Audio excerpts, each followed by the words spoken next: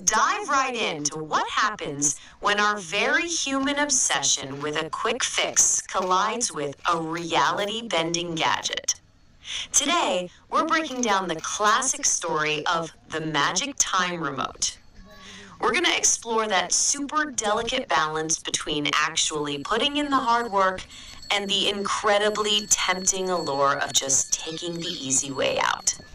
So picture this. What if you could literally hit pause on your biggest mistakes? Imagine the absolute temptation of having the power to just undo every single time you ran late or totally messed up. Think about that for a second.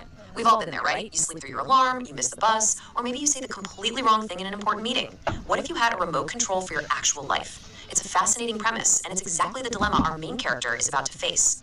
To really get into this, we're going to look at a classic scenario featuring an iconic cast. We've got Nobita, our protagonist, who seriously struggles with punctuality.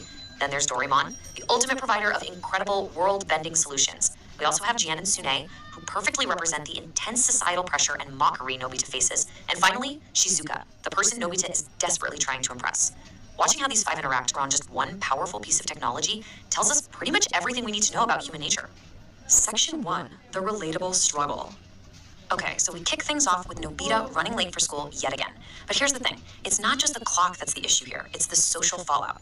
He is actively laughed at and mocked by Jian and Suneo. He literally runs home crying. You see, he doesn't just want to be on time, he desperately wants to escape that intense humiliation. And honestly, that raw emotional pain is exactly what drives us to seek out shortcuts in the first place. Moving right along to Section 2, the ultimate shortcut.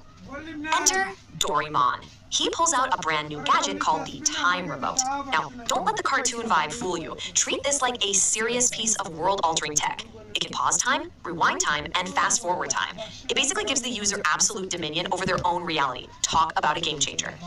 In practice, Nobita uses the tool exactly as intended to solve his immediate pressing problem. It's a simple 3-step plan. Step 1, he uses the remote to avoid being late. Step 2, he arrives perfectly on time. And Step 3, the ultimate payoff. He actually manages to impress Shizuka and the rest of his friends. At first, everything goes perfectly. The gadget works flawlessly to completely eliminate the humiliation we saw just a minute ago. It's the dream scenario of any shortcut, right?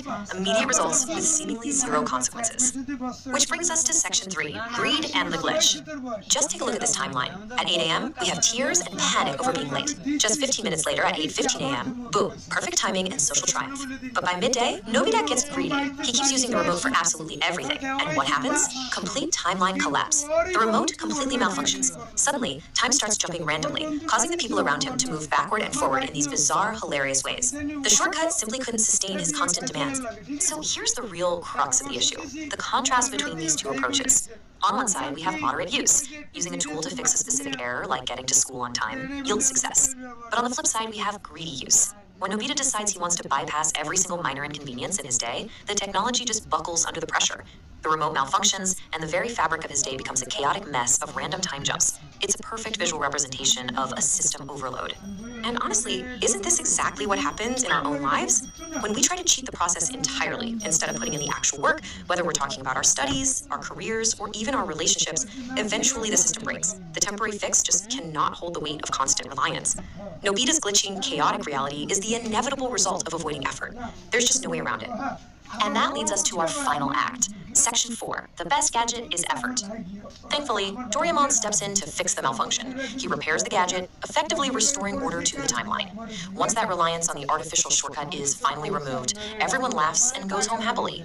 Nobita learns a vital lesson here. He is able to clearly see the real-world problems caused by his over-reliance on a quick fix. Because at the end of the day, order and happiness are restored not by the gadget, but by fixing the mess the gadget created. This brings us to a really beautiful concluding thought from Doraemon. Smiling, he drops this wisdom. The best gadget is your own effort. It's such a powerful reminder about the undeniable value of hard work. The time remote was powerful, yes, but it was incredibly fragile and chaotic when abused. Your own effort, however, that's a tool that doesn't glitch, it doesn't jump randomly, and it certainly doesn't break reality. It's the only truly sustainable way to get where you want to go. So, I want to leave you with a final provocative thought to wrap up this explainer. If Doraemon handed you the time remote today, right now, would you use it? Or, knowing the chaos it brings and the immense value of the journey, would you choose to rely on your own effort? It's a real challenge to how we all approach the tempting shortcuts in our daily lives. Thank you so much for joining me as we unpacked the true meaning behind this story. Keep learning, keep putting in that effort, and I'll see you next time.